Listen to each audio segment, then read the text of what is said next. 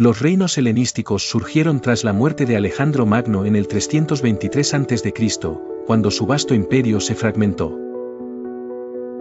Estos reinos representan un periodo clave en la historia que fusionó culturas y expandió influencias a través de Europa, Asia y África. Nuestro relato explorará los momentos cruciales de estos reinos a través de sus monarcas más ilustrados y ambiciosos. Al declive de Alejandro, sus generales, conocidos como los diádocos, comenzaron a luchar por el control del imperio dividido. La figura central entre ellos fue Ptolomeo, quien se instaló en Egipto. Ptolomeo no solo estableció una línea dinástica que perduró cerca de 300 años, sino que también convirtió a Alejandría en el epicentro cultural del mundo helenístico. Bajo su reinado, la gran biblioteca de Alejandría se convirtió en un faro de conocimiento. Por otro lado, en la región que hoy conocemos como Macedonia, Antígono alzó su propio reino. Sin embargo, se enfrentó a desafíos constantes por establecer un liderazgo firme sobre el territorio que alguna vez fue el corazón del imperio de Alejandro. Los antigonidas hicieron frente a innumerables conflictos, pero fue Antígono II Gónatas quien realmente logró consolidar su dominio, integrando elementos culturales helenos en su administración. En Asia Menor, Seleuco se destacó al establecer el imperio seleucida. Como uno de los generales más leales de Alejandro, Seleuco extendió su dominio desde Siria hasta las fronteras de la India. A lo largo de este vasto territorio, los seleucidas promovieron el intercambio de tradiciones persas e indias con la cultura griega, fomentando un crisol de civilizaciones. Mientras tanto, Pérgamo, en la actual Turquía, emergió bajo la dinastía atálida como otro crisol cultural. Sus líderes avanzaron en el campo de las artes y las bibliotecas, desafiando incluso la preeminencia de Alejandría. Pericles de Pérgamo, en particular, fue un mecenas de la escultura y el teatro, elevando su ciudad-estado como un centro de innovación artística. En el corazón del Egipto antiguo, en el año 367 a.C., nació Ptolomeo, hijo de Lagos, un futuro estratega y figura clave en la historia del reino de Egipto. Desde joven, Ptolomeo mostró un interés innato en el arte de la guerra y la política, influenciado por su educación en el Imperio Macedonio y su cercanía con Alejandro Magno. Ptolomeo creció rodeado de una élite militar, lo que le permitió desarrollar un entendimiento agudo de las dinámicas de poder y estrategia. Durante su formación, conoció a Alejandro Magno, quien se convertiría en uno de sus más grandes aliados y amigos. Esta relación moldeó el destino de Ptolomeo, ya que lo acompañó en numerosas campañas militares, desde las batallas en Persépolis hasta las marchas por el desierto de Gedrosia. Con la muerte de Alejandro Magno en el 323 a.C., el vasto imperio se fragmentó, dando inicio a las guerras de los diádocos, un conflicto entre los generales de Alejandro por el control de sus tierras. Ptolomeo, con astucia y determinación, se aseguró el control de Egipto, el cual gobernó como sátrapa y más tarde como rey, fundando así la dinastía ptolemaica. El gobierno de Ptolomeo se destacó por su enfoque en la consolidación del poder y la estabilidad interna. Estableció Alejandría como un centro cultural y económico del mundo antiguo, atrayendo a sabios y artistas de todos los rincones del imperio. Bajo su reinado, la gran biblioteca de Alejandría fue fundada, simbolizando el resurgimiento de la cultura y el conocimiento. Ptolomeo también se preocupó por mejorar la infraestructura de Egipto, supervisando la construcción de canales y el mejoramiento de los sistemas de riego, garantizando así la prosperidad económica a través de la agricultura. Su habilidad para manipular tanto la diplomacia como el poderío militar le permitió mantener la autonomía de Egipto, incluso frente a las amenazas de los otros diádocos. A medida que los años pasaban, sus contribuciones a la cultura y la política se hicieron más evidentes. Introdujo el culto a Serapis, un sincretismo entre dioses egipcios y griegos, estableciendo un puente entre las culturas dominantes dentro de sus dominios. Tras una vida de logros y consolidación de poder, Ptolomeo abdicó en favor de su hijo en el año 283 a.C., retirándose a dedicarse a escribir memorias y tratados sobre las campañas de Alejandro Magno. murió en el 282 a.C., dejando un legado de paz y prosperidad que continuaría a lo largo de generaciones, marcando el destino de Egipto y dejando una impronta indeleble en la historia del mundo antiguo. Antígono, conocido como Antígono y Monoftalmos, fue un destacado general bajo el mando de Alejandro Magno y luego un importante dirigente en la era de los Diadocos, los sucesores del gran conquistador. Su vida es un reflejo de la ambición, la astucia política y la lucha constante por el poder en un mundo fragmentado tras la muerte de Alejandro. Esta narrativa explora su vida y las intrigas que lo rodearon en un periodo tumultuoso de la historia. Desde joven, Antígono mostró una prometedora agudeza militar que lo llevaría a ser uno de los generales más confiables de Alejandro.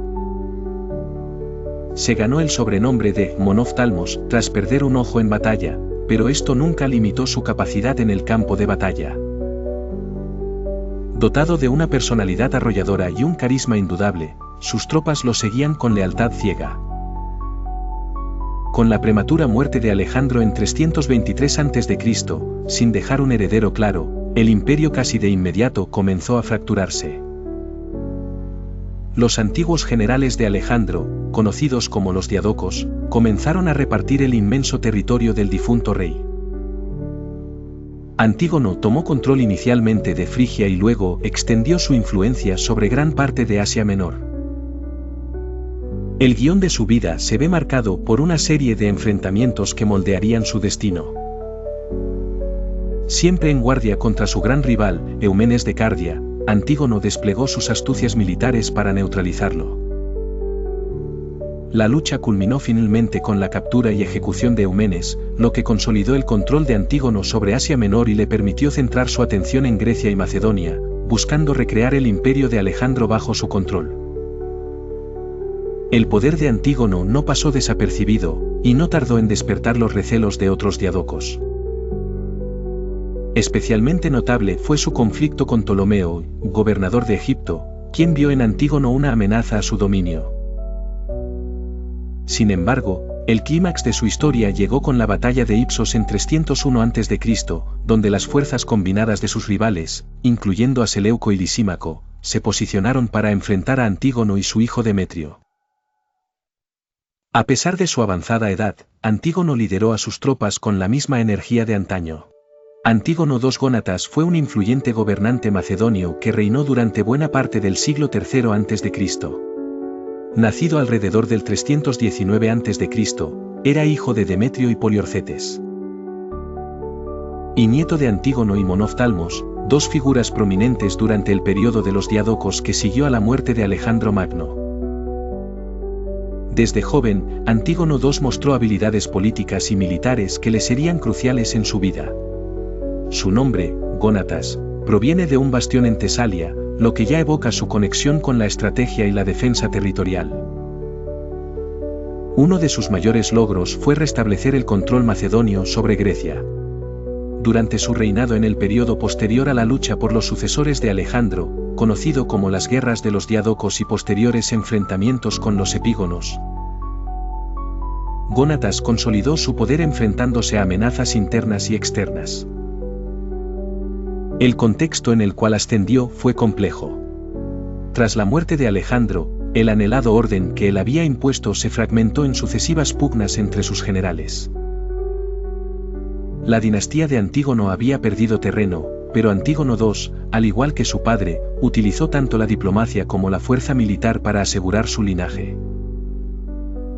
Antígono II se enfrentó a Pirro de Epiro, un formidable rival y uno de los generales más destacados de su tiempo, famoso por sus victorias pírricas. En la batalla de Corupedio, Antígono logró una victoria decisiva que le permitió afianzar sus dominios en Macedonia y el sur de Grecia, aunque fue la astucia más que la mera fuerza la que aseguró su hegemonía. Su reinado también estuvo marcado por una cultura floreciente. Era un gran admirador de la filosofía y el arte, promoviendo el desarrollo cultural de su reino. Fundó y patrocinó instituciones filosóficas y científicas, estableciendo en Pella, su capital, una corte que fomentaba el aprendizaje. La paz relativa alcanzada durante sus años de gobierno permitió que las ciudades-estado griegas permanecieran bajo cierta autonomía, aunque siempre bajo la sombra del poder macedonio, que promovía la llamada Liga Helénica, una unión político-militar que aseguraba la protección mutua bajo su égida. Esta política mantuvo un equilibrio en la región, evitando conflictos mayores con las ciudades principales de Grecia. Antígono II adoptó también una política de tolerancia religiosa y respeto al culto tradicional, aunque promovió ciertas influencias culturales orientales derivadas de la visión cosmopolita de su abuelo. Esta posición, además de fortalecer su imagen como monarca justo, favoreció el comercio y la estabilidad económica. Murió en el 239 a.C., dejando un legado extendido a su sucesor, Demetrio II, que continuaría la dinastía antigonida enfrentándose a nuevos desafíos. Dejó tras de sí un reino más consolidado y una reputación que dentro de la historia helenística destaca por su capacidad organizativa y su apertura a la cultura y el aprendizaje. En la vasta y tumultuosa tela de la historia helenística, destacaba la figura incansable y ambiciosa de Seleuco y Nicator, uno de los generales más leales y astutos de Alejandro Magno. La historia de Seleuco es una epopeya de traiciones, alianzas y renovación, tejida en un mundo post-alexandrino dividido y en constante cambio. Tras la repentina muerte de Alejandro en el 323 a.C., su vasto imperio, que se extendía desde Grecia hasta el norte de la India, se fragmentó en una serie de guerras conocidas como las Guerras de los Diádocos. En medio de este tumulto, Seleuco, que había servido con distinción como comandante de la caballería gema de Alejandro, se encontró navegando un mundo lleno de intriga y ambiciones desmesuradas. Seleuco entendió rápidamente que para asegurar su futuro, debía actuar con astucia y rapidez. Se unió en un principio al lado de Perdicas, el regente del imperio, pero pronto comprendió que su lealtad debía adaptarse a las cambiantes mareas del poder. Desilusionado por las acciones de Perdicas, Seleuco se unió a Ptolomeo en una rebelión abierta, un giro que le aseguraría posteriormente el control de Babilonia. A partir de Babilonia, Seleuco comenzó a construir y expandir su propio dominio. Su carácter era implacable y su visión, clara, restaurar la estructura de la civilización helenística bajo su propio mando. Sin embargo, el camino estaba plagado de enemigos. Antígono Monoftalmos fue uno de los mayores adversarios de Seleuco, un hombre que también soñaba con unificar el imperio de Alejandro bajo su propia égida. La batalla de Ipso en el 301 a.C. fue el clímax de estas confrontaciones. Seleuco, aliado con Lisímaco, enfrentó y superó a Antígono. Esta victoria no solo aseguró el control de Siria, sino que también demostró la habilidad táctica y la perseverancia de Seleuco.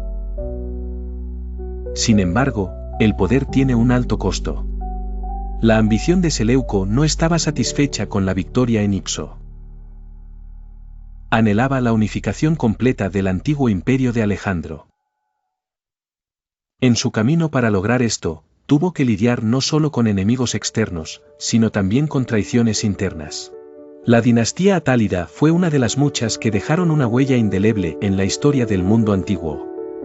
Esta dinastía gobernó el reino de Pérgamo, ubicado en lo que hoy es parte de Turquía, y dejó un legado notable tanto en política como en cultura.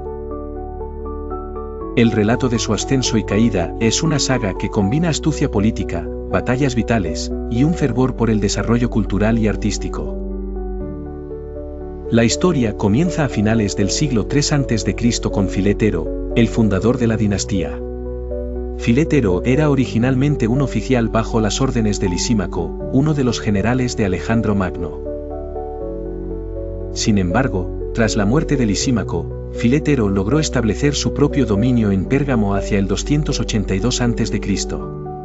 Aunque nunca se autodenominó rey, su administración sentó las bases para que sus sucesores lo fueran. El primer monarca real fue Atalo, sobrino de Filetero, quien ascendió al trono y proclamó su monarquía después de una victoria decisiva contra los Gálatas, un grupo de tribus celtas que amenazaban la región. Este triunfo aseguró su posición y permitió que la dinastía atálida se estableciera firmemente como una fuerza independiente en el mundo helenístico. Durante su reinado, Atalo fortaleció las alianzas y expandió el territorio del reino, conservando siempre las buenas relaciones con Roma, que entonces estaba en crecimiento. Su sucesor, Eumenes II, es quizás el más destacado de los reyes de la dinastía. Gobernó de 197 a 159 a.C. y fue responsable de llevar a Pérgamo a la cúspide de su poder e influencia. Eumenes II fue conocido por su impresionante campaña de construcciones.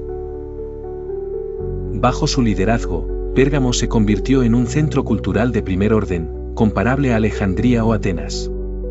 Mandó construir la monumental Acrópolis de Pérgamo, que incluía el famoso altar de Zeus, un símbolo del esplendor artístico y religioso del reino. Sin embargo, el reino también enfrentó sus desafíos. La sucesión de Eumenes II fue problemática debido a los conflictos internos y a las amenazas externas. Su hijo, Atalo II, asumió la corona, pero su reinado estuvo marcado por constantes fricciones tanto en el ámbito doméstico como con potencias extranjeras deseosas de sacar ventaja de cualquier debilidad percibida. A pesar de estos desafíos, los últimos años de la dinastía vieron a Atalo III, el sobrino nieto de Atalo II, al frente del reino. Su reinado fue breve y peculiar. Atalo III era conocido por su interés en la medicina y la botánica, más que en los asuntos de Estado, lo que a menudo lo mantenía alejado de los asuntos políticos. En un giro inusual, Atalo III decidió legar el reino a la República Romana tras su muerte en el 133 a.C., posiblemente presagiando el fin del reino autónomo y la anexión inevitable por parte de Roma. Este legado de la dinastía atálida perdura a través del tiempo gracias a sus contribuciones al arte, la arquitectura y la cultura, dejando un testimonio del poder y la visión de una familia que supo gobernar con sabiduría pero singular enfoque en el enriquecimiento cultural de su entorno. Así, Pérgamo se recordaría no solo como un bastión de poder militar y político, sino también como un faro de cultura y conocimientos que inspiró a generaciones futuras en todo el mundo antiguo. En la majestuosa ciudad de Pérgamo, situada en la antigua Anatolia, vivía un hombre llamado Pericles. No era un hombre común, su vida era una amalgama de inteligencia impresionante, pasión por el conocimiento y un corazón lleno de bondad y generosidad. A pesar de su origen humilde, Pericles había ascendido a la posición de consejero del rey Eumenes II, gracias a su mente astuta y su habilidad para resolver los problemas más complejos. Pericles pasaba la mayor parte de sus días en la gran biblioteca de Pérgamo, un lugar que rivalizaba con la famosa biblioteca de Alejandría. Rodeado de sabios y eruditos, nunca dejaba de aprender. Su sed de conocimiento no conocía límites, y los pergaminos y manuscritos eran sus fieles compañeros. Su especial interés por la filosofía lo llevó a estudiar a los grandes pensadores de su tiempo y de tiempos pasados, lo que lo convertía en un interlocutor fascinante en los banquetes reales.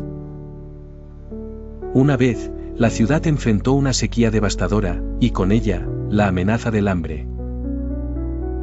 Los agricultores estaban desesperados y el rey preocupado por la estabilidad de su reino. Fue en este momento de crisis que Pericles demostró su valía. Tras semanas de investigación y análisis de antiguos manuscritos, descubrió un ingenioso sistema de riego descrito por un sabio del lejano Egipto. Convencido de su eficacia, propuso la construcción de acequias y represas para capturar las lluvias torrenciales que eventualmente llegarían. Aunque escéptico al principio, el rey Eumenes II le dio su apoyo, y la obra comenzó. La llegada de las lluvias fue un evento mítico. Bajo la supervisión de Pericles, las aguas fueron canalizadas eficientemente hacia los campos secos, salvando las cosechas de una hambruna segura. La ciudad entera celebró, y el nombre de Pericles se convirtió en sinónimo de sabiduría y salvación.